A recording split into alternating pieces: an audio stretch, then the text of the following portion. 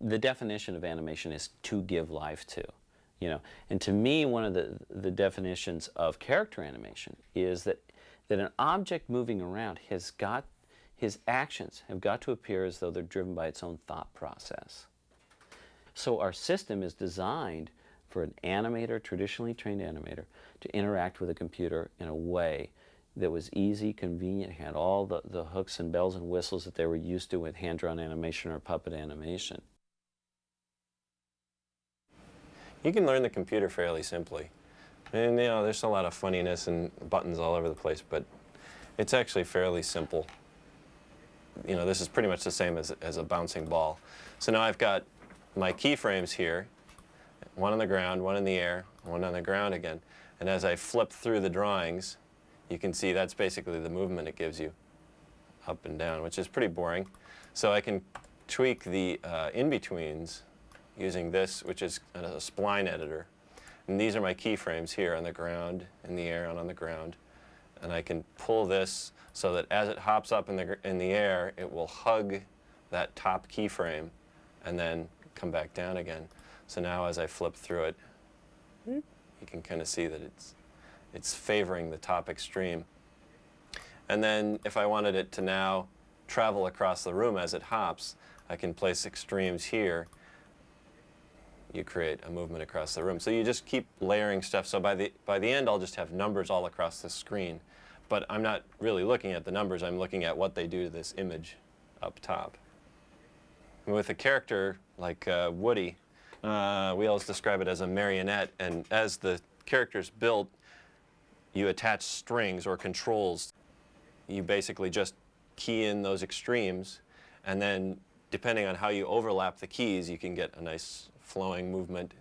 Nothing. I'm sure Andy was just a little excited. That's all. Too much cake and ice cream, I suppose. It's just a mistake. So first we have the dialogue, and I look at the dialogue to see where the sound falls and how I can fit the visuals to the dialogue. We start with, this is the soundtrack, and that's all we have to go with. So we have... Nothing. I'm sure Andy was just a little excited. That's all. And we try to find out on what frame does each sound fall on so we can fit the visuals to the sound. Based on the sound, I figure out what I want him to do. I do thumbnails indicating his acting. And that way I know exactly what I'm going for in the computer before I start. So I try to really think about what is the dialogue saying. You know, where has he come from and where is he going in this scene? So that's all done in the planning of the thumbnails. So this is Woody, this is his stand-in, which means that it's just made out of basic geometric shapes like cylinders and spheres. And it goes faster, that's why we use it at this point, to figure out the motion. To move Woody, I just move the controls. This is his elbow. I can move his elbow up or down.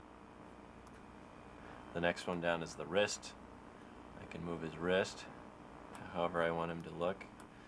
And so on down. Here's his first finger. I don't know if you can see that. The nice thing about working with the stand-in model is that it's actually a benefit to you as an actor. I think if you can actually make it work and read and communicate without any facial expressions, without the use of you know, your face, then you've done a really successful job. There's actually another camera that looks directly at his face, so that when I'm done with his body, this camera will stay locked to his nose. So no matter where he turns, up, down, sideways, the camera stays right here, and then I can work just on the facial animation. So now if I want him to smile, I can just grab one of his smile controls, turn that up. Ta-da! Let me have him smile on the other side as well. It's so precise. You have an incredible amount of control in acting. Like, we've done some scenes where Buzz is thinking to himself, and he's just got these little eye darts around that I don't think you could ever draw.